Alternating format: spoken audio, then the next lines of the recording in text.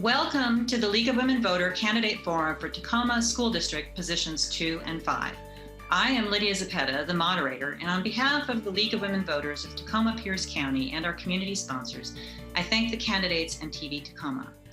The candidates in ballot order are Enrique Leon and Sarah Hendricks, position 2, Elizabeth Bonbright and Bill Hannawalt for position 5, and for position 3, Corey Strozier, and for position 4, Chelsea McElroy. Chelsea McElroy is running unopposed, and Sarah Hendricks and Corey Strozier were unavailable. I ask you each to confirm that you will agree to our ground rules, and which, among other things, include addressing the issues and not making personal attacks. Please confirm by giving me the thumbs up. Thank you very much, everyone. I ask you now to please mute yourself and not talk unless it's your turn to speak. Each candidate has up to 2 minutes for an opening statement. After that, the order of the questions will rotate, and each candidate will be asked the same question. At the end, each candidate has 1 minute for a closing statement. Our timekeeper is Terry Baker of the League of Women Voters, Tacoma Pierce County. He will indicate you have 60 seconds, 30 seconds, and when you should stop.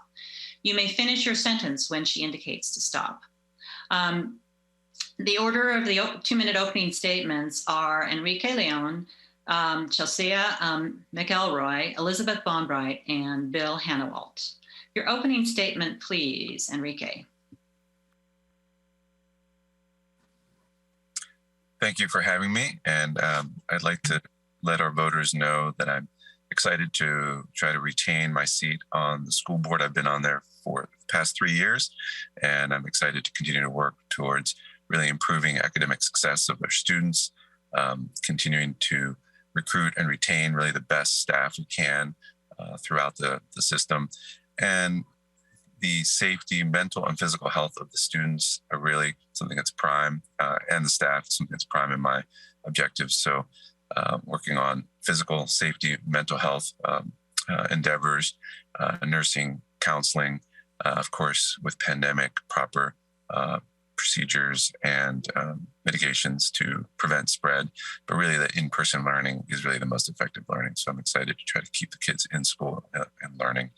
I'm also put in here that I'm endorsed by the Tacoma Education Association, Invisible Tacoma, 27th, 29th Thems, several other, many other community leaders, including Jeannie Darnell.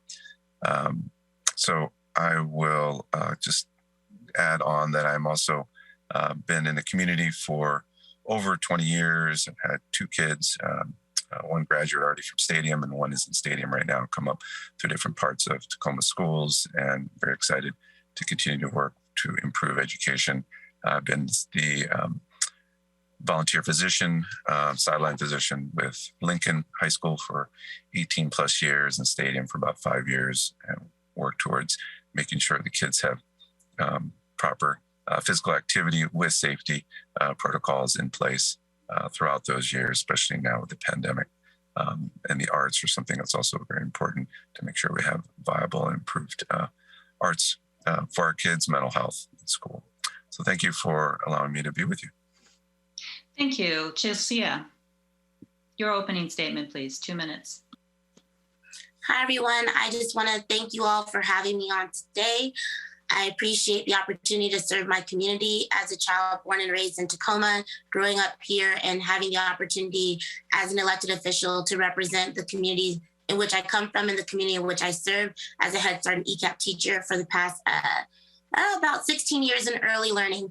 So I'm just thankful for the opportunity. As a former para from Tacoma Public Schools, I understand the needs of our paras and of our janitorial staff. I've been a cleaner, a bus assistant. I've done everything from the ground up, besides be a certified teacher. And I think it's really important that people from marginalized communities, low-income communities, and single-parent homes are represented on a board with such vast demographics as Tacoma. I've made a lot of statements in the past, but for mostly today, I just want to say that I'm grateful for the opportunity to serve, and I look forward to being with you for the next 6 years. Thank you. Elizabeth. Hi, everyone. My name is Elizabeth Bonbright, and I'm Vice President of the Tacoma School Board. I'm running to retain my seat on the Tacoma School Board, position 5. I was appointed to the Tacoma School Board in November of 2019, and over the past 2 years, which have included the COVID-19 pandemic and social unrest, my understanding of and commitment to this essential work has broadened, deepened, and strengthened. For nearly 30 years, I've lived in Tacoma, where I've raised my 2 daughters who both attended Tacoma public schools from kindergarten through 12th grade. And professionally, I'm an early childhood policy wonk and advocate. I've dedicated the majority of my career to building an affordable, accessible, high-quality childcare, early learning, and after-school care system in Washington State and across the nation in my role as the Executive Director of Child Care Aware of Washington, which is Washington's statewide childcare resource and referral system. In addition to my role as Vice President of the Tacoma School Board, I also chair the Joint Municipal Action Committee, and I'm leading this group of elected officials and chief executives of 8 public entities in Tacoma, Pierce County through a 12-month innovation assessment and planning process to create a more resilient and anti-racist community. I'm running because I see education in our community as a critical pathway for all to opportunity and success. And I seek to establish a welcoming, empowering place for children from every part of our district to come together and learn and grow in an environment where opportunities and supports are available to all. While the pathways may be different for each individual, I believe that Tacoma Public Schools can provide every student with a solid academic and social emotional foundation, with opportunities to find their passion, and with individualized preparation for high school, whether college or career. Please visit my website at elizabethbonbright.com to see the 28 elected officials and many organizations, community organizations and community leaders who are endorsing me. And I really hope I'll have your vote. Thank you. Thank you. Bill, your opening statement, please. Yeah, thank you so much for having me. My name is Bill Hannawalt, candidate for Tacoma School Board, position 5. I came to Tacoma in 1997 as a freshman on the University of Puget Sound campus and have made Tacoma my home ever since. Upon graduation in 2001, I became the initial executive director of Peace Community Center, where I had the privilege of serving for 15 years. In that time, we developed in-school, after-school, and summer programs for Hilltop children and youth, supporting them in their academic success, but also their holistic success, and partnered with their families and their schools to do so. In my 20-year career, I've been working with public schools. I've been working with students and families on the ground. I've been building deep partnerships with schools like McCarver Elementary, Stanley Elementary, Jason Lee Middle School, now Hilltop Heritage, and a plethora of high schools. I know from direct experience over these 2 decades what has worked for our families and students and what challenges they face. It's from that experience that I have 3 priorities. The first being center families in the education of their students. Every family from every community should feel welcome and should feel like an important partner in the education of their kids. That's not the case right now. And my commitment is to bring about that more families feel welcome and feel like important partners in our schools. My second area of focus is making sure that our high school diploma means that students are ready for post-secondary. It can be 4-year college, community college. It could be apprenticeships or technical schools. It could be military service if that's right for a student or family. But our diploma must mean that students are ready, and we have to measure and make sure that that's the case. My final area of focus is around board engagement and board transparency. As we make important decisions around the pandemic or superintendent hirings or other things, we need to take the time to deeply engage our community and listen to our community and then transparently communicate our decisions. Please consider me for position 5. I would be honored to have your vote. Thank you. Thank you all. Each of you now will have 90 seconds to answer the following questions. I will rotate the order of who starts, and we'll be starting with Chelsea, then Elizabeth, then Bill, then Enrique, and we'll rotate through each question. So the first question, how can the district help disadvantaged students make up for lost instructional time? How can the district help disadvantaged students make up for lost instructional time? And we'll start with Chelsea. I would say as an ECAP and Head Start teacher, we always focus on individualized instruction. I know that it's really hard with our class sizes and our student to staff ratios, but we really need to start assessing where children are at and meeting their need from the beginning of the year till the end of the year. So even though we've lost time, it doesn't mean that we can't teach. We just need to be teaching children where they're at and growing towards an eventual goal at the end of the year. I think in early learning, we really do that. And now as a para in special education, we also do that. I think the district as a whole is going to have to mirror that, as many students have lost a lot of instructional time over the past year and a half. Thank you. Elizabeth. Yes, I agree. And honestly, one of the benefits of being in Tacoma Public Schools is we are a whole child, whole educator school district, which means we do focus intensely on the children and what is their social emotional well-being as well as their academic well-being. And I agree with everything Chelsea has said about preparing students academically and how we can reach out and be individualized.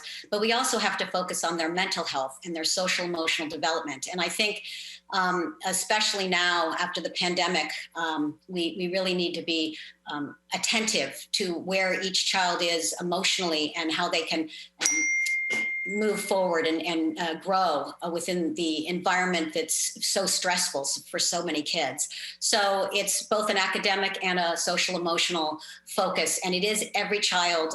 We have the data that we're collecting on where they are academically. And we have a new app, the Compass app, where we're checking in with kids every day about how they feel and what they're addressing and if they need help. We're trying to also make sure that every child has at least one adult at their school that they can connect with and that they feel comfortable and safe sharing their social emotional needs with. So I think it's really about addressing this in a holistic manner where we're looking at both the academic and the social emotional needs of every single child. Thank you. Bill. I think this is a critically important issue. I think the pandemic has raised it up higher, but it's always been an issue. This is not a new issue. We need to differentiate our instruction. We need to make sure that resources are being given to schools in an equitable manner, in a way that prioritizes students who face the most systemic and difficult obstacles in learning. We need to make sure that those schools and those students have opportunities after school and during the summer so that learning doesn't stop when the bell rings, but that learning continues. This is what we did at Peace Community Center. I think it's also critical that we remember that students didn't just lose a year and a half of direct academic instruction, but they lost a year and a half of learning how to and knowing how to do school. In talking to parents and administrators right now, we have a lot of kids who are struggling with how to just navigate school in a holistically healthy way. And we need to provide supports. We need to provide social emotional supports and interventions that help students continue to grow. Many of our 9th and 10th graders, the last time they were in school, they were 7th and 8th graders. So we need to provide additional, not just academic supports, but also holistic and social emotional supports. And I guess I just want to emphasize, like, the pandemic has put a magnifying on this, but this is not new. This is something that's always needed to happen, and equitable distribution of resources and supports is critical in making that happen. Thank you. Thank you. Enrique. Thanks for really a thoughtful question. I think, as Mr. Hannawalt said, this is a problem that's been present for as long as we've had this country, public education in place. So the equity of how we get education to all the students is not a new problem. So the things I think we are doing, some things have already been mentioned, Yes, the Compass app is excellent, but really the adult connection by having someone assigned, basically, like, this is the adult person in this school that knows this kid and will be able to follow through on if this kid is connected is critical, and is still being formalized, but is something we're working towards. I think really having connectivity is also important. So make sure that kids from neighborhoods that don't have a lot of Wi-Fi get that. The technology, that's important, of course. We have one-on-one devices now, but that doesn't, you can't just magically say that a device is going to bring education to everybody. So it becomes something around involvement in schools, not missing school, staying in school. So around COVID tracing, contact tracing, testing, let's make sure the kids at higher risk schools, specifically all kids, don't lose time in school from this pandemic. Pandemics is not over. It's going to be something we're working through for another year or two, at least until we get more people vaccinated.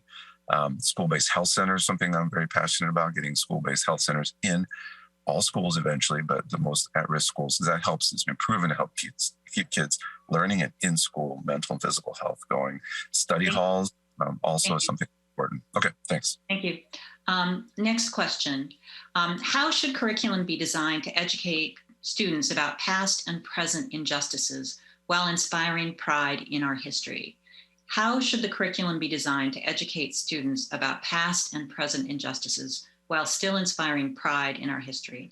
We'll start with Elizabeth, then Bill, then Enrique, then Chelsea. Elizabeth, please. It's a great question because it gets to the fundamental components of what it is to gain an education. And an education, a true education that's going to be valuable to our students and to build our society, is one that's truthful and that's accurate and that reflects the entire population that we're serving and that we live in as a community and as a society.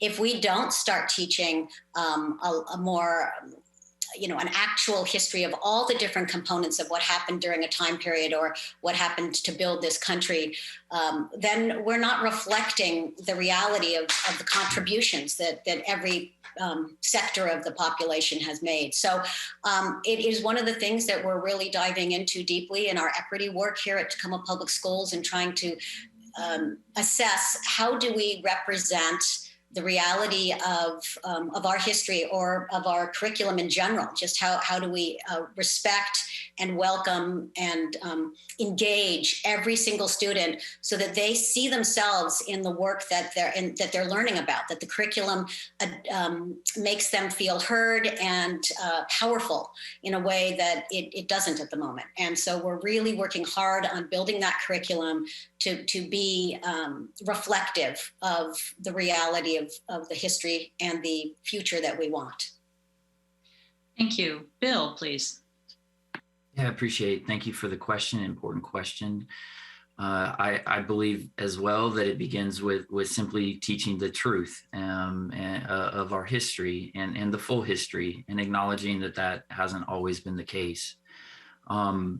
And within that history, we have things to celebrate. It's just not always that we've pointed those things out very effectively.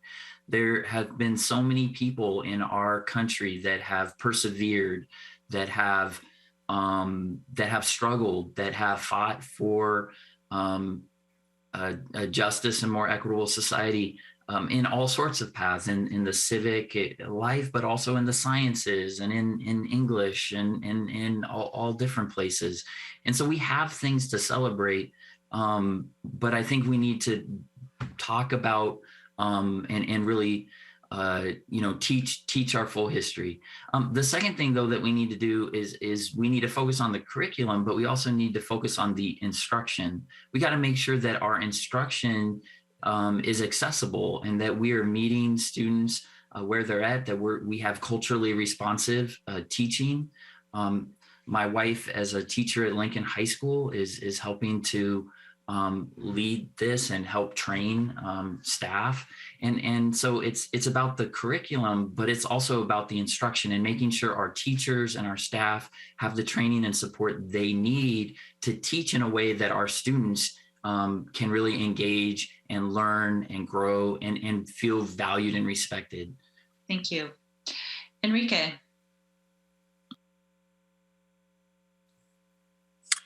Thanks. Yes, really, the curriculum and the injustices that have taken place in this country are real and part of our historical database. It's just not something that has always been taught in its entirety. So, yes, teach the truth, absolutely. Make it accessible to everybody. There's definitely lots to be proud of in this country, but there's also lots of mistakes made in the past and currently continue to be made that we can learn from to improve society for all of us. So I think if we use those lenses, that making mistakes doesn't make everyone currently here from a certain group or race or part of the town a bad or a good person. But if we're trying to improve upon mistakes from the past by analyzing the truth, I think we will just continue to improve society. And of course, making sure that it's all accessible to all of our students, kind of in an age appropriate, emotionally appropriate stages as they develop their knowledge base in education. Thank you. Thank you, Chelsea. I think it's really important that we touched on not only the curriculum, but also the instruction. Thank you, Bill. For me, as an instructor who teaches anti-bias training for preschool teachers, I think it's important that we talk about the anti-bias training that our teachers are receiving, because it's not the curriculum, it's how we present it and who is presenting it.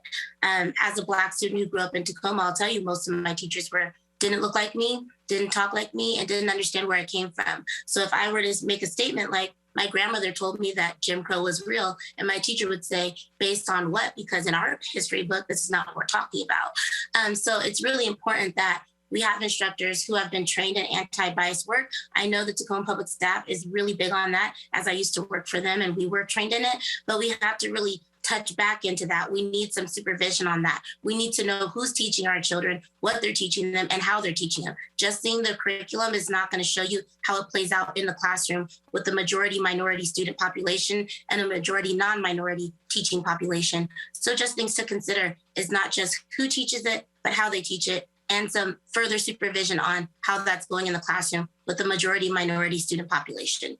Thank you. Thank you. Next question is a 60-second question, Terry. So this will be a 60-second question. We'll start with Bill, then Enrique, then Chelsea, then Elizabeth. And the question is, all Tacoma School District employees, including contractors, must be vaccinated by October 18, 2021, unless they have a religious or medical exemption. Would you support requiring all students 12 and over to be vaccinated? And if so, when? Bill. Yeah, thank you. This is an important question. I mean, I think the reality right now is we require many students, all of our students to have different vaccines. That's been part of our schools for forever that I can remember. And so when the vaccine is fully FDA approved, and I think it would be appropriate to, just like other vaccines, to mandate it. I think it's a pretty straightforward thing. I understand with the same caveats that we have with other vaccines, where there can be objections presented, but the health and safety of our community as a whole has been a priority through vaccine mandates in the past, and I think we should continue with that practice that we've always done. So thank you. Thank you. Enrique. Yes, I'm very much in support of mandated vaccines for all of our students who reach the FDA approval age limits. It is one of the key pieces for keeping our society safe, moving our economy forward, moving education forward. So if we can get those 12 and up, and then eventually as that age goes down, those younger kids vaccinated, we'll get back to this improving the equity and the education that we already have in place. It's hard to do it if we're going to have students and staff going in and out of illness. So I think the vaccine mandate is going to be really important for our state. Thank you. Chelsea. I think that this is a two-part question, and the most important question is when. How long do parents have to actually follow through on this mandate? Just like staff, we were given a deadline. I think if we're going to agree with mandated vaccines, I'm vaccinated. I support mandated vaccinations as we need them to teach. However, what's the timeline? So if it comes down from the superintendent with the timeline, we have to stand behind our superintendent, and we need to support whatever timeline him and the Department of Health come up with. I think that making up an arbitrary date on my own wouldn't make a lot of sense, as I'm not a doctor and I'm not a superintendent, but I think it's really important that the when question gets answered as well. What will the deadline be? What will the timeline be? And how will we transparently communicate this to our parents and to the families? Thank you. Thank you. Elizabeth. Yes, I agree as well. The vaccine is the pathway out of this pandemic, and so that we can really try and make sure that kids can be in classroom and do the deep learning that they need to do together with their teachers. So the teacher mandate is in place in this month and in the 18th, and so hopefully once the FDA approves the vaccine for full use, which they have done for children 12 and up, and then I think the mandate will come down from the state. We're not, and then we will implement. And I agree, that's with everything that's been said. It's important to give parents time to plan, students time to prepare, but we do need to get everyone fully vaccinated. And I would encourage anyone who hasn't gotten a vaccine out there to please get one. It's the way we're going to find our way through this pandemic. So thank you. Thank you. The next question, we'll start with Enrique, then Chelsea, then Elizabeth, and then Bill. And this question is 90 seconds.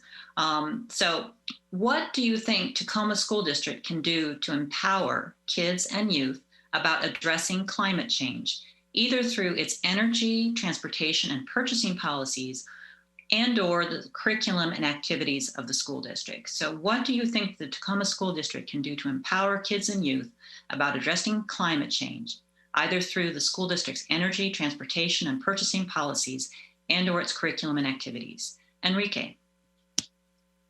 Yeah, climate change is real, and it affects all aspects of our life, and including our health. So it is a health problem if we don't attend to it at this point.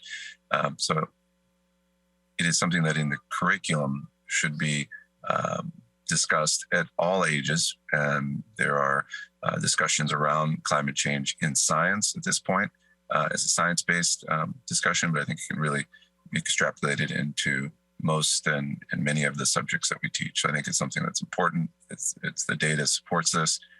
We should be doing it as a curriculum level. Now, empowering kids, part of it is giving the knowledge, and part of it is also having them come up with ideas of how they can help themselves, their communities, and our schools. So there's different programs that have been done around the country and in our schools. We have power generation with solar power at Hilltop Heritage. We have gardens and composting projects and initiatives going on at different elementary schools. There's recycling, of course, that has also been done at different schools. I know that art work has been done with recycled materials. So there's lots of ways for the kids to come up with ideas. And when they have ownership, then they will learn and teach us things that we may not be thinking about. Thank you. Thank you. Chelsea. I'm a proud ELO partner with Tacoma Public Schools, and I think Tacoma Public Schools did a great job of bringing in community partners who are knowledgeable about subject matter, coming in to teach some of these very important things. For me, I just know in our community, we've had Ocean Fest come into our middle schools, and they've done some poetry contests about keeping our ocean clean for our middle schoolers. And then we have the Pierce Conservation District that's been doing the rain garden cleanups around our schools, making sure that runoff water from our school buildings is actually not polluting our waters here in town. I think it's important that not only do we bring in those community partners, but we bring them in a more equitable way, that they're reaching more students, that they're teaching more students, things that they are very knowledgeable of. Teachers have a lot on their plate. And as a teacher myself, I love a specialist. Who's the specialist coming in to teach about this? And how do we get them into our schools? A lot of us have been in the before and after school space, but there's room during the day for guest speakers and for the people like that who are very knowledgeable about keeping our ocean and our city clean and talking about climate change and how it directly impacts the children.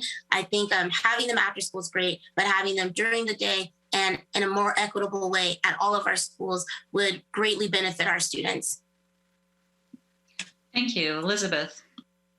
Yeah, like everyone has said, Tacoma Public Schools is very committed to addressing climate change in the way that we can, and looking at our own carbon footprint.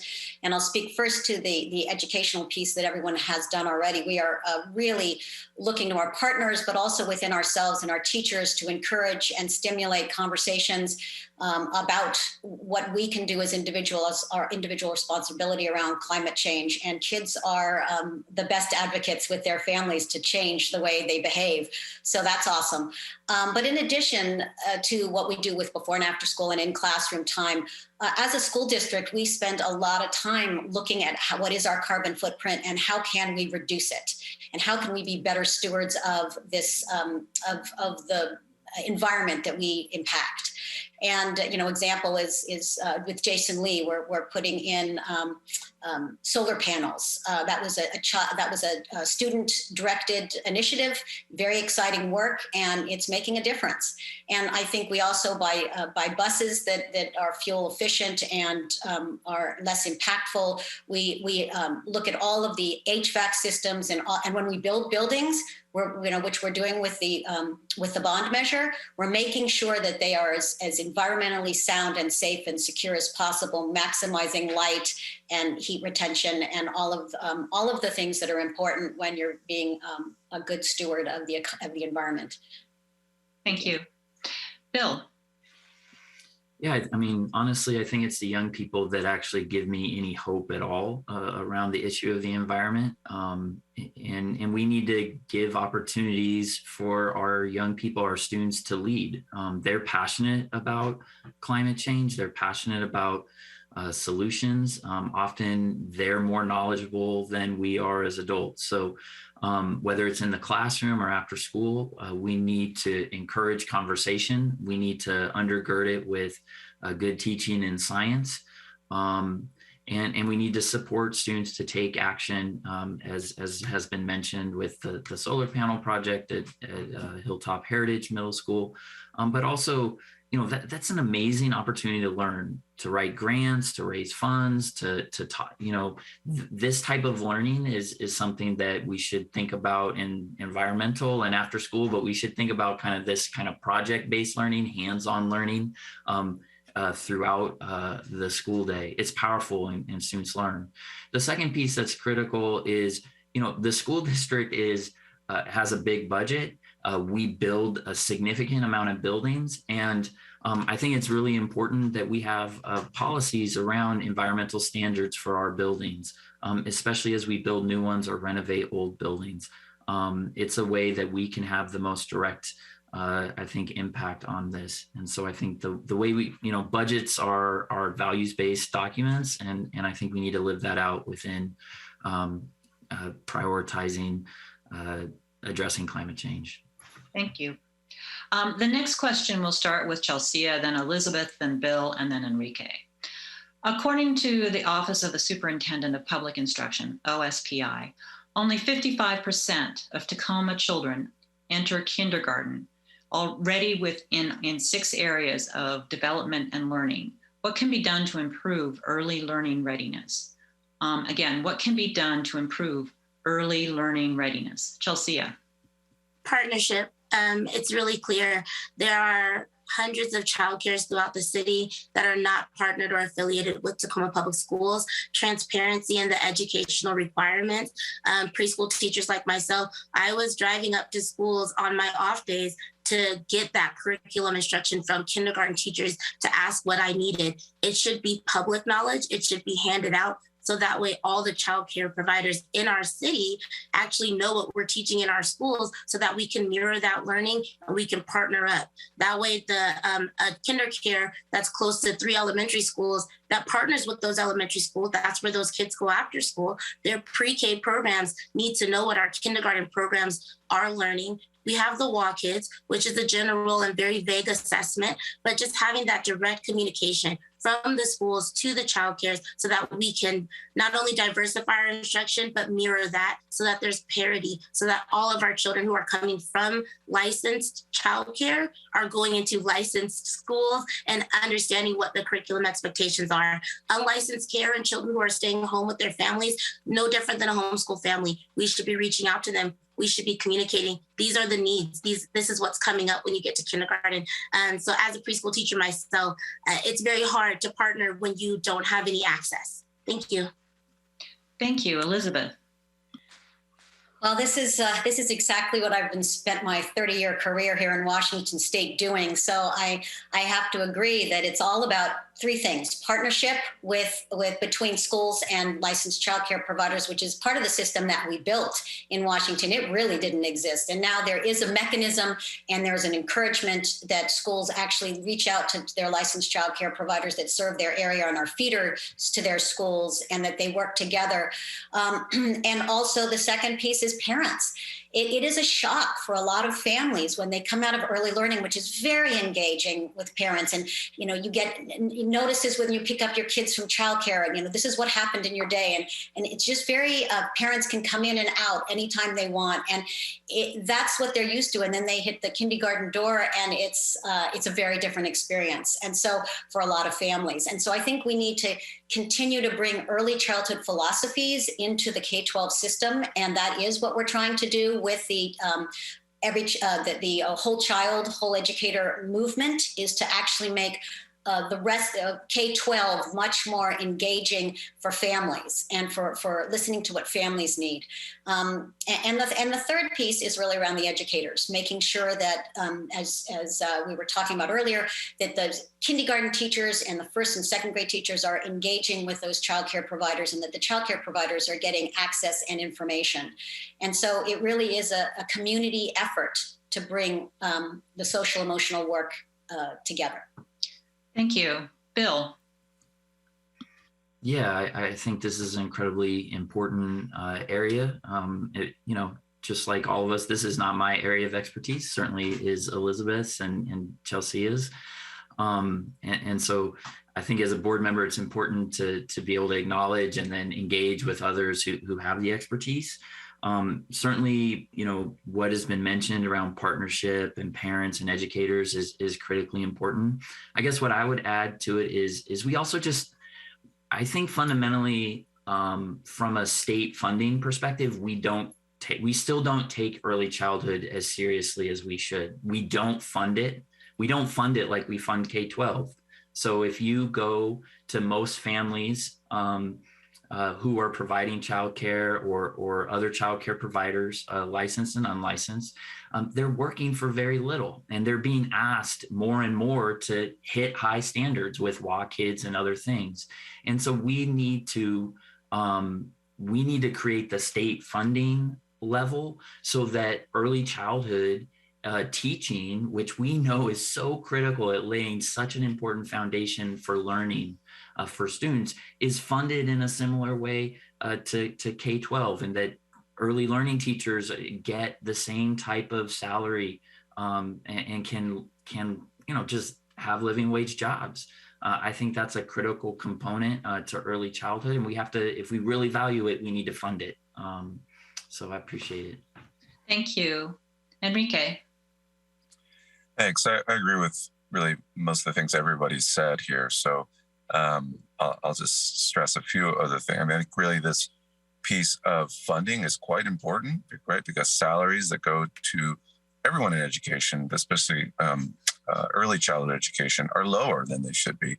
That goes for caring for people, jobs that people that care for people aren't paid and reimbursed as much. So I think we need to increase that really at a state and local level as much as we can, and that will drive more folks into that field and allow the folks that are there to stay longer. Yes, we got to train those educators to the highest level we can. Part of that is formal and informal partnerships. I think the more you formalize partnerships, the better it is with our schools, making sure that we have this link with parents, understanding the importance of this education, even if they don't put their kids in formal preschools. Personal experiences, our kids went through a cooperative preschool, which means that our parents, me, and my wife, we spend time as teachers in there. We learned so much by doing that experience, but we know not every parent can do that, right? Because they may be working 2 or 3 jobs. But when we can, let's get the parents educated on how to teach those kids. It doesn't have to be a cooperative preschool approach. Thank you. The next question, we'll start with Elizabeth, then Bill, then Enrique, then Chelsea. According to OSPI, less than 39% of Tacoma students met math standards, and fewer than 43% met science standards. Given the need for math and science skills in our economy, what should be done to improve math and science achievement? Elizabeth. This is really a challenging component of and those numbers are frankly alarming. Math and science and the STEM science, math, engineering, all that needs to be a bigger focus, and we need to do it in a different way. Apparently, it's not really working the way we're currently teaching it, and so we need to make sure that kids have the time, the energy, and the pathways forward to improve our STEM awareness and competencies. And I think that we need to partner better with our before and after school partners, which we're now doing with the ELO opportunities, and trying to have those be STEM-based and also art-based, because I think art, music, all the things that fundamentally help a child learn and stimulate those analytical components, the arts are critically important to that, actually. And so and I think part of the reason the numbers may be going down is because we're losing a lot of access for kids to music and the arts that get their minds thinking in the creative way that then they can integrate. Music is very connected to math. And so I think we need to make sure that our teachers are more connected and reflect the children that they're teaching, so kids feel like they can do this. It's a pathway forward. They see that it's working for someone else. And we have to stop. Thank you, Bill. Yeah, I'm passionate about math and math instruction. I was a math major in college, and for me, I love math, but I realized that isn't the case for every student. I think one of the keys is where are we doing well with math learning and growing? There are schools that are doing quite well, and so what can we learn from them? My oldest daughter attended Stanley Elementary School, and they've done really good within their math and also their reading instruction. And so what could we learn from that school, and how can we take what's working in certain schools and help magnify that and share that? The other thing that I think is really critically important is we just need to be transparent about these things. We celebrate our rising graduation rates in Tacoma. We celebrate, we have a good PR department in Tacoma Public Schools. We also need to talk about where we need to improve. And this is certainly something that deserves more conversation and more light.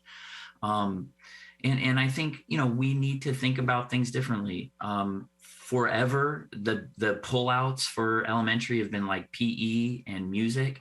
What would it look like to have someone with very specifics have a pullout around science? Right? Make sure that every student in our elementary schools gets the science instruction at an early age that's engaging, project-based, that helps them build commitment and passion and interest in math and science. Thank you. Enrique. Thanks. I think that as has been stated by many folks, the math and science is learned in many ways with regard to arts and music, as we've mentioned before.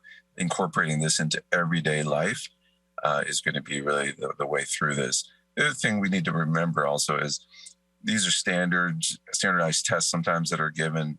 How are those given? Is it given in a culture responsive way? There are some communities and some kids that aren't as good as taking some of these standardized tests. I think we need to analyze our testing strategies and improve those. I know they've been improving, but they're still not ideal. I think we need BIPOC teachers. We need teachers that look like our kids in these schools, specifically math and science. We don't have enough Black and Latinx math and science teachers. That's one simple improvement. The other thing that's important is improving the training for all elementary school teachers in math and science. That is something that many of those teachers sometimes don't get that training in college to become teachers. My wife was a high school math teacher, and she's reviewed that data and it's part of her studies anyway on this topic. So it's really something that's critical. University of Washington has a program to train elementary school teachers in how to teach math and science more confidently and in a better way in elementary schools. That's where it needs to start too. Thanks. Thanks, Chelsea. Personal story, just like Bill. I mean, I was a pre-med biochemistry student in college, and looking at me, I'm someone who dives into the arts. I'm a classically trained flautist as well. It goes back to what are those early opportunities and who are your teachers. I probably would have been someone who hated math as well, but I had a really amazing third grade teacher who took out our ukulele and sang to us about fractions and fractal and refractions of light, and it changed my trajectory in life. I think like Enrique was touching on, it's that instructional piece, who's teaching it, how they're teaching it, and how does it reflect the students who are receiving it.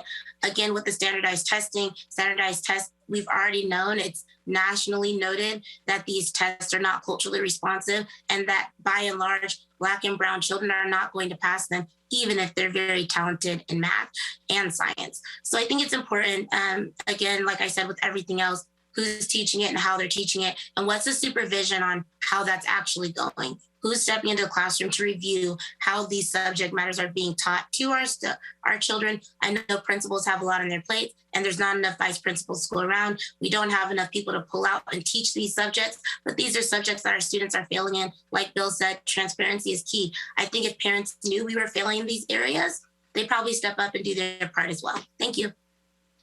Thank you. Next question, we'll start with Bill, then Enrique, then Chelsea, then Elizabeth. What should the Tacoma Public School District do to promote the Puyallup and other Indigenous languages and cultures in its schools? Bill. Yeah, I think this is an important conversation. We heard bits and pieces of this within the kind of renaming conversation of Jason Lee Middle School to Hilltop Heritage. And in that, we had a commitment, I believe, from our superintendent to have a kind of recognition of the lands and of the Puyallup peoples in each of our schools. I think that's a good first step. I think we need to know kind of what's the timeline and what does that look like. But I think what's more important is that we partner with the tribe to support Indigenous students, that they get a great education that supports them and that values their culture.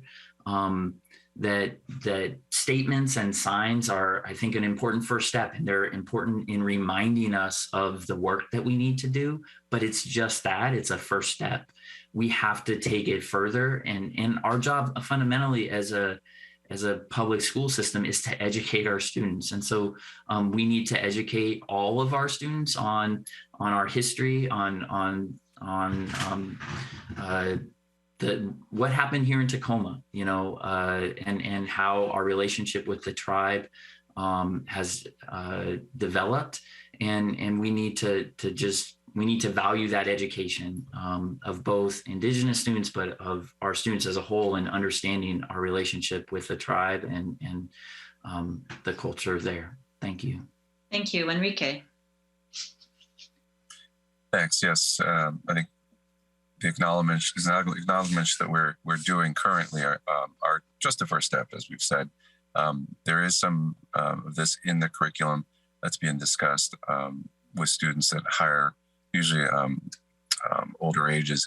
But I think we should expand this not just to the Puyallup Nation, right? So all Indigenous cultures are underrepresented in how we teach. So we teach often the great scientific, discoveries from European inventors, but guess what? There are many, inventions and breakthroughs in Africa, and Middle East, South America, and Asia, of course. And teaching those is going to be important for folks to understand that,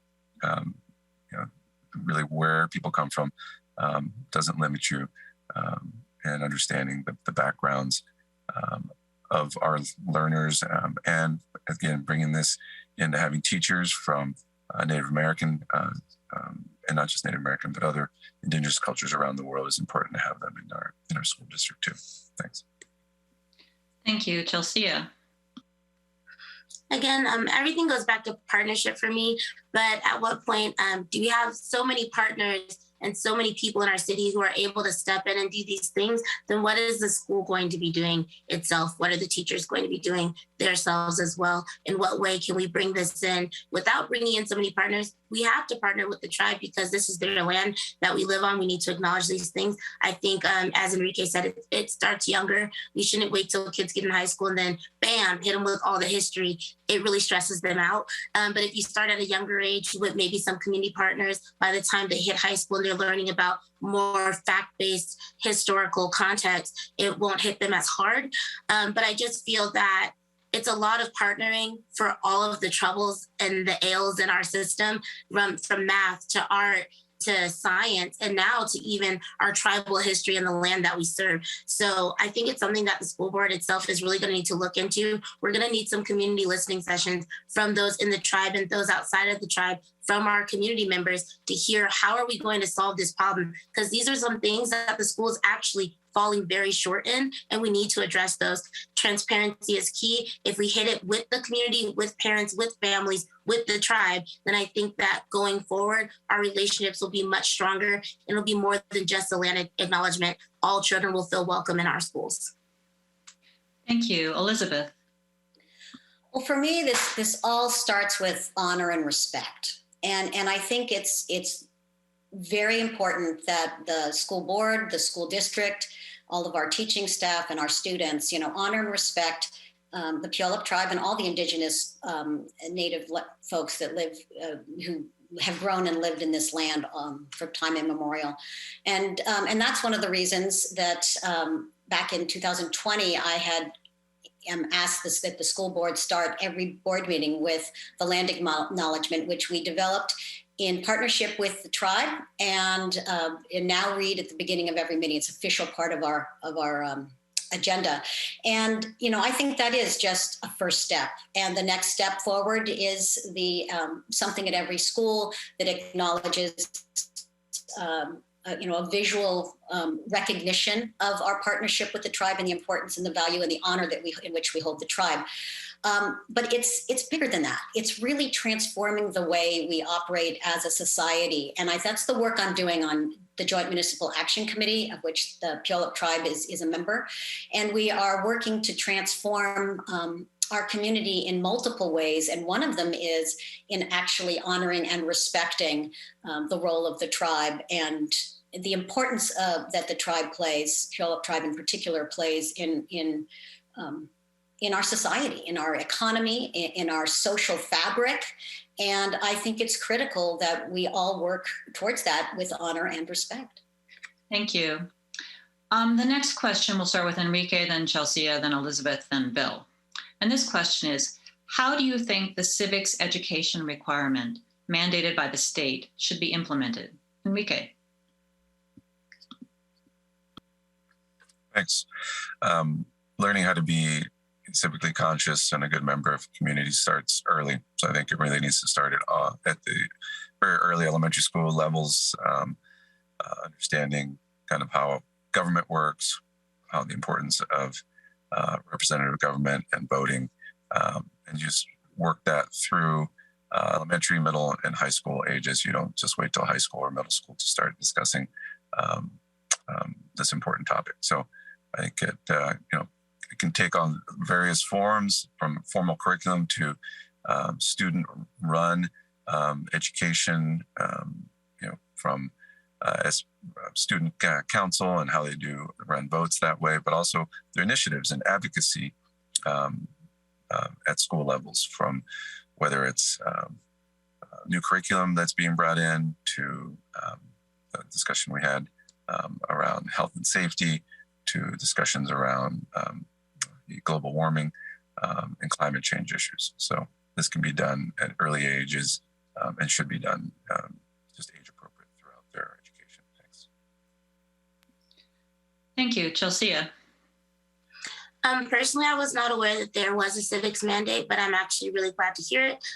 As a student who graduated from Bellarmine, it was something that was included in our high school curriculum. I think it's very important that, as Enrique said, we start at younger ages. There's a lot of things that are mandates to graduate that we really could be doing in middle school, as opposed to imposing so much in high school while negating the arts, PE, and other things. So I think it's really important that we do start at a younger age and that those things can compound over time. So by the time a child graduates high school, they've accomplished this goal. I think, as he said, student body and student government is very important. I ran for student government from 6th grade through 12th grade, and I never won. So I'm glad to be here. But it's really exciting that our children have the opportunity to vote for students that they think can do a great job, who can lead them. I love student-led initiatives. We do that in our after-school and ELO programs, and we really need to start imposing that at all schools in all levels. Besides just student government, what are some other ways children can get involved civically at their schools that we can make an impact and make that a teachable moment? It's a real-life experience that they can take into after they graduate our schools and what they're going to do in society here in Tacoma. Thank you. Thank you, Elizabeth. This is the civics requirement is critical, frankly, to the success and survival of our democracy. It's empowering and teaching children that it's not only okay to speak your mind and to have an opinion, but it's critically important that you educate yourself and speak with passion and authority on your subject. And so it's really critical, as I think it's a critical component. And I do think we are starting to build that in from the very early ages with our whole child approach to education, because one of the pieces that's reflected here is like in discipline, we are using restorative justice, which means that student groups can, peers have a say in what some of the how a student that's done something offensive or against the rules, the students can get together and talk about what's the best way forward. And they start to see that that's works if you listen and you go back and forth and you talk. And so we need to continue to work on other opportunities for kids to do that. And I do think it's really important that students get engaged in their school and feel like they can talk about any topic rationally and without a political base, but really a factual conversation in a classroom can be extremely healthy from a very early age, where then they can question their own understanding and get engaged and involved. And I would support the doing voter registration in high school to get to get kids engaged really early. Thank you. Bill. Yeah, I too am continue learning about different policies and mandates. So I appreciate you bringing this up. I think civics is critical. Education is about preparing our young people for jobs and for the workplace and all of that. But even more basic than that, it's helping them to be engaged. Like, we need an educated electorate if our democracy is going to work, if our democracy is going to improve. And so, like others have said, civics engagement needs to start early, and it needs to elementary, middle school, high school. And we need to not just simply teach students the history and the past but just because you can't vote doesn't mean you can't be engaged in our process. There's so many opportunities for our young people, and they are advocating for change. They're whether that's in areas around social justice or police reform or the environment. Our young people are doing that, and so let's support them in actually taking active steps, whatever those are for their perspective and their values. But let's help them get involved and engaged. And there is curriculum and that we can implement that isn't just teaching, but actually giving students an opportunity to identify something that they're passionate about, create a policy, and then work on moving that forward, whether that's at the local or state level. Let's take this opportunity. Thank you. Tacoma School District is a majority minority district. It's 36% white, 22% Latinx, 16% two or more races, 13% Black, 9% Asian, 3% Native Hawaiian, Pacific Islander, and 1% Native American. The question is, what should Tacoma schools do so that all children, their languages and cultures feel honored and respected? We'll start with Chelsea, then Elizabeth, then Bill, then Enrique. What should Tacoma schools do so that all children, their languages and cultures feel honored and respected? Chelsea. I truly believe that we need to look into our hiring practices. I know that HR does a very thorough job, but as someone who formerly worked for the district and then was not able to be rehired with the district on multiple occasions, we need to look into that. Why are there teachers of colors who are leaving our school district and their own communities to go teach in Bethel, Renton, and Federal Way? That is very common for Black and Brown teachers here who live in Tacoma, who have roots in Tacoma, and whose children attend Tacoma public schools. I think our hiring practices are going to be key in how we move this forward. We are majority minority in our public schools, and it is not being reflected in our education staff. By and large, though, across the nation, education has been deemed a white woman's field, and there are so many more types of people entering the field of education, from Black men to Latin women to Asian men and women as well. I think that we're not taking into account the diversity of those who are applying, when basically getting hired in Tacoma kind of feels like a buddy system. If you know somebody, you'll get hired. If you don't, you won't. So I think that's something we really need to look into and take more seriously as we move forward as a board. And I can't wait to be someone to lead in that inquiry and in those type of audits. We need to know why Black and Brown students are, or Black and Brown teachers are quitting our district, and why they're not being hired. Thank you. Elizabeth. I definitely agree that the answer to better respect and honoring and reflecting on our students' cultures and ethnicities and racial perspectives are very much based in who are the teachers. And it's not just that the teachers have to always reflect the exact makeup of the classroom, but they do have to philosophically and emotionally support the children where they are, and to look at every single child in their classroom and see potential and see the good and see where the weaknesses are that they need to focus and help that child grow. So part of it is absolutely in the HR department to hire and retain more high qualified BIPOC and multilingual teachers.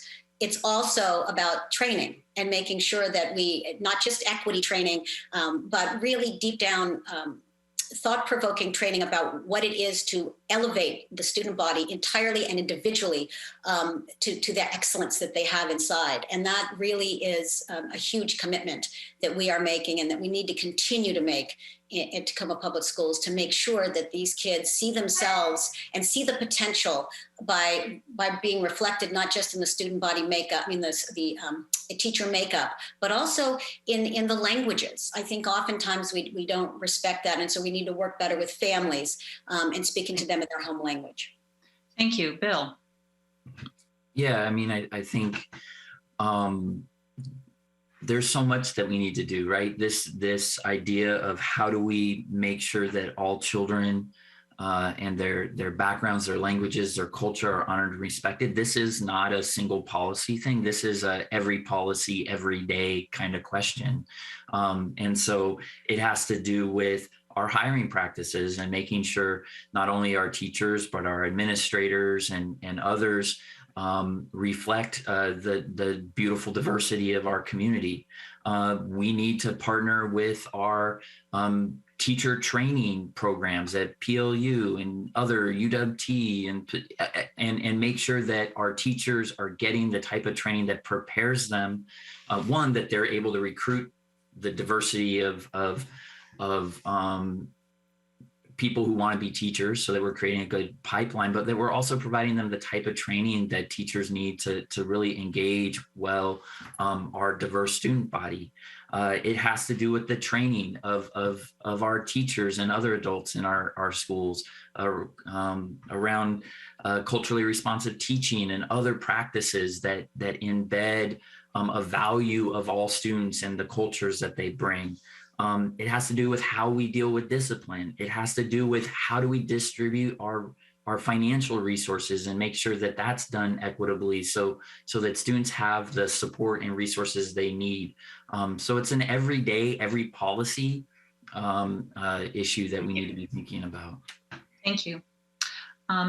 Enrique. Thanks. So I agree again with many of the comments, all the comments here, really. But I think it's key to think about this as a systemic issue with systemic solutions. So we can't one-off our way through this. I think we have to think about what the administration looks like with regard to diversity, all the staff, specifically teachers and paras, their diversity, keeping lots of languages, lots of traditions, languages, connecting people to those languages and be able to connect to folks and communicate traditions that may be important in some cultures, respecting those, of course.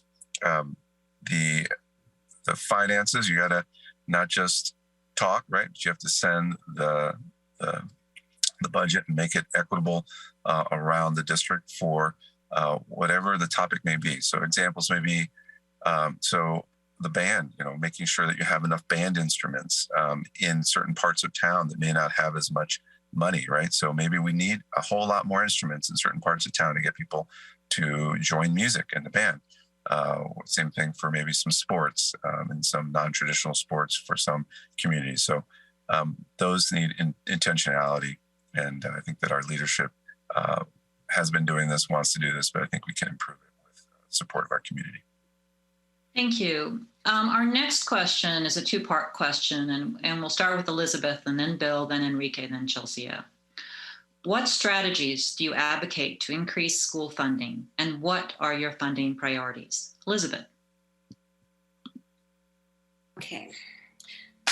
Strategies for increasing school funding. Well, the funding for public education starts at the federal government, and it comes to the states, and it also starts at the state and comes to us. So obviously one major strategy is continue to advocate at the federal and state level for additional funding and in different apportionment categories, because I think it doesn't reflect our needs particularly.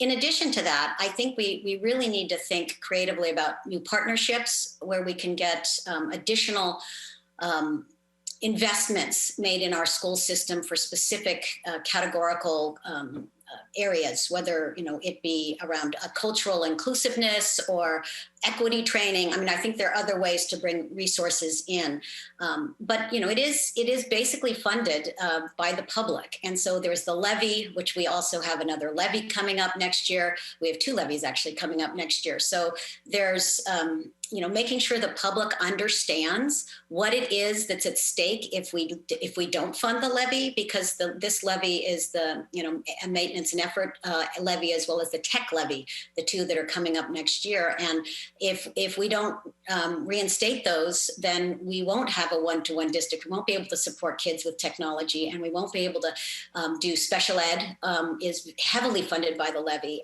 as are many other pieces. So prioritizing. Well, I guess I'm out of time. Thank you. Bill. Yeah, so the vast majority of funding for our public schools comes from the state in a funding formula. And so we need to continue to advocate at the state level for increased funds. As citizens, we passed a law, I don't know, almost maybe a decade ago now, that mandated lower class sizes and mandated certain things, social workers and other things to be in our schools. And that still hasn't been implemented, in part just because of funding gaps, right? So we need to continue to advocate for the funding we need at the state level, as the state provides the majority of funding for public education. We do need to continue to pass our levies. Simple thing that I learned a while ago: levies are for learning, bonds are for building. So our levies are critical for the direct instruction piece of our schools, and where we can increase those in thoughtful ways, I think we need to do that. In terms of priorities, one is I think as the school board doesn't control a ton of how much money comes in. So we need to make sure we do a great job of spending those funds and equitably making sure that schools have the resources they need to support their students. So we need to be great stewards of our funding. And then we need to place it in our priorities. And certainly I believe one of those for me would be special education. So thank you. Enrique. Thanks. Yes, again, I agree. We need to continue to advocate at state and federal levels for increasing funds for education. Some can be gotten from grants. Really, the majority is tax-based, right? So continuing to engage the public, educate the public, and how important education is, and really it comes from them.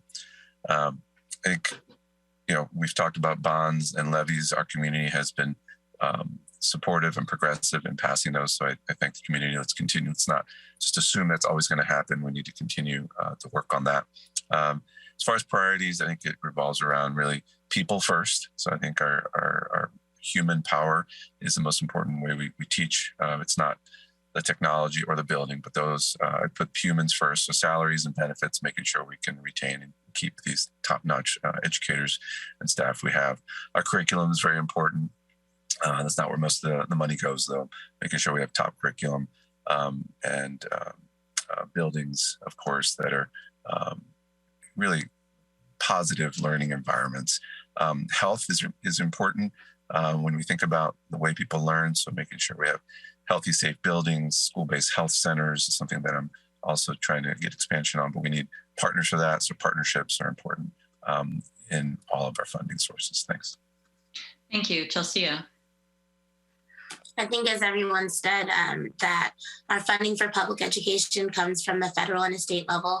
And as a member of a union, I know that our union goes out strong, marching and defending the funding for education, WEA, TEA, and SEIU 95, just three that I'm personally aligned with. And I think that our unions are going to do their job, but us as a school board, we need to do our job of transparent communication. I think we can use our platform as a school board to push forward these messages of why education matters, like Dr. Leon was talking about. As far as priorities, I think it's really important to prioritize early education. If we can get them in early and start early with that funding and supporting the education of those at the beginning, by the time it should be more of a trickle up society as opposed to a trickle down. We pour a lot of money into making sure our high schools look good and smell good, and the teachers look good and smell good, and that's great. But if we started at the bottom and built our way up, I think that's a more fundamental way of building a house and building any foundation. You need a strong foundation. So for me, that's my top priority, will always be early education and special education. If we start from the bottom, we will grow, but also just utilizing our platforms to promote public policy that the public needs to be aware of, that parents need to be aware of. So at the end of the day, it's their tax dollars and we're just representing them. Thank you. Last question. And we'll start with Bill, then Enrique, then Chelsea, then Elizabeth. How would you define educational success in the Tacoma School District? Bill. Yeah, that's a fundamental question to what we're doing as a school district. And so I think we need to define educational success, one, as a board and as a community, right? It can be me and my perspective, but really we need to listen to our students and families about what does success look like for them. And then I think we need to provide multiple pathways to that opportunity. To me, fundamentally, education is about supporting students to learn and grow academically, but also holistically. It's about preparing them both for fully participating in our democracy as an educated electorate, and also preparing them for meaningful work and jobs. So it's about that civic education and that holistic education that provides that allows you to thoughtfully engage in our society and in our civil discourse. But then it's also about preparing young people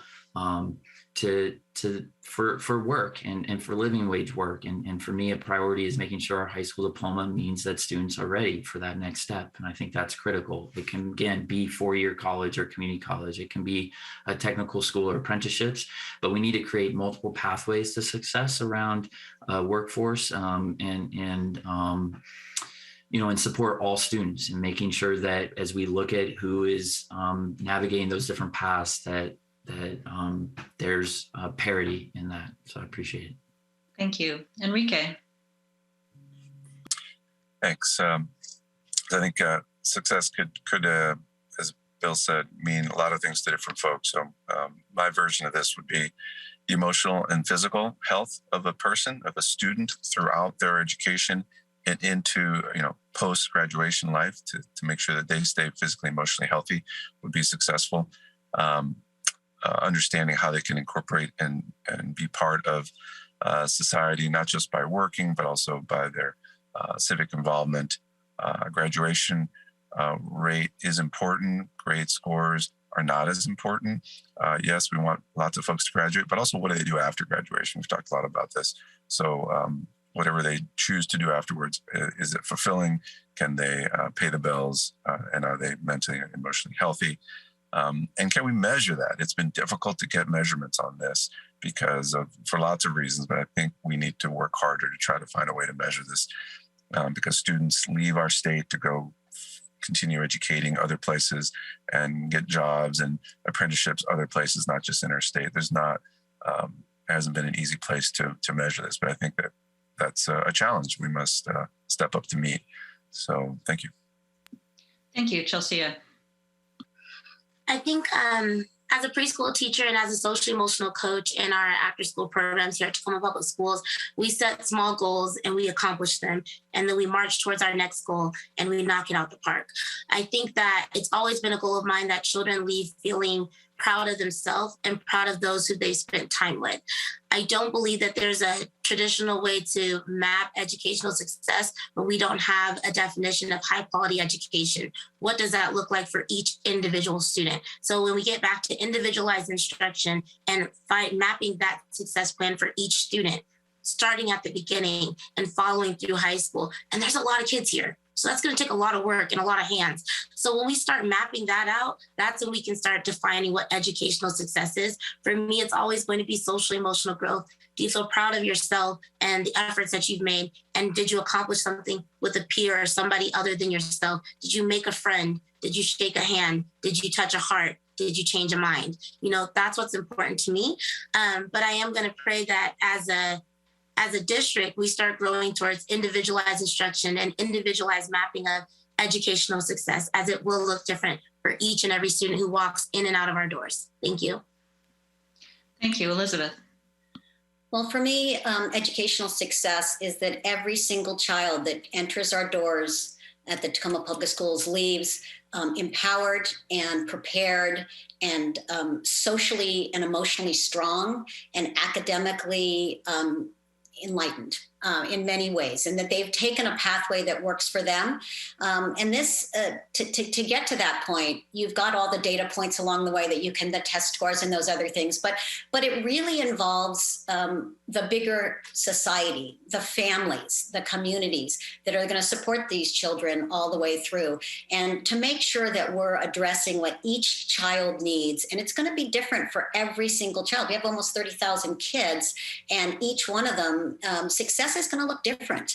But the way that if we give them and as I said in my intro, that the pathway there for every child is going to be different, but we can give them that social emotional foundation, that academic foundation. We can give them guidance about how to get, experiences, opportunities where they can learn what it is that they want to be when they get out of school. Do they want to go to college? Is it a career or is it a career or an apprenticeship program? And to give them the opportunities and the choices and the support, the emotional support, the academic support, to make sure that they, when they leave, they are confident in who they are and the contributions that they can make to society. Thank you. Now it's time for closing statements. And the order will be Elizabeth, then Bill, then Enrique, and Chelsea. Each of you will have 1 minute. And so Elizabeth. Okay. Mute. Okay. So I'm seeking to retain my seat so that I can continue to move the needle on critical equity policy work in our community and to ensure that all children in our district have access to high quality education. I bring a unique set of skills to the job. I'm an experienced policymaker, a problem solver, an effective collaborator, a systems builder, a holistic thinker, and passionate about the complex work of improving the lives of children and families. I don't shy away from challenging topics, and I have a long, consistent history of getting tough policy work done. I embrace the importance of engaging with students and families in our community to build strong partnerships and support our students' academic and social emotional development. And I promise always to focus on what's best for our students. So I ask for your vote to help me unleash the potential of each and every one of our students. Thank you. And thank you to the League of Women Voters for hosting this candidate forum. Thank you. Bill, your 1 minute closing statement. At the end of the day, I'm incredibly passionate about our public schools. I'm incredibly passionate about our community and the students and families there. And this is not new. You can see it in my 20-year commitment to education through the nonprofits I've worked in. You can see it in my family through my wife teaching at Lincoln High School. And so at the end of the day, I bring that on-the-ground experience with students and families that we need at our school board. I bring relationships with educational advocates, which you can see who've endorsed me, that allow important conversations and will help me to bring in different perspectives as we discuss important policies that impact our students and families. I'm just, I would be incredibly honored to serve. I'm passionate about the work, and I think that I bring the history and the experience we need to move forward critical issues that impact our students and families. Thank you. Thank you, Enrique. Thank you. So I ask for your support as I continue to do this important work of pushing forward the best education product and the best just emotional and physical health state we can reach in education for staff and for students. I feel like my work at the school board has accomplished a lot of improvements with regard to health and safety, academic success for students. I think we continue to retain and try to get the best teachers possible. Those are all many of the things I'm working on. I am a very evidence-based person. I know that data is important, but I also know that personal stories and how people feel is important. So emotion is an important part of making change. So let's keep the science prime as we work through not just this pandemic, but just the challenge of educating kids. And it's a joy to work for our community. Thank you. Thank you, Chelsea. I once again just want to thank everybody for the opportunity to serve my community. As a child born and raised here in Tacoma, I'm also a child who was labeled a troubled child, written off by our school district and told you won't be successful.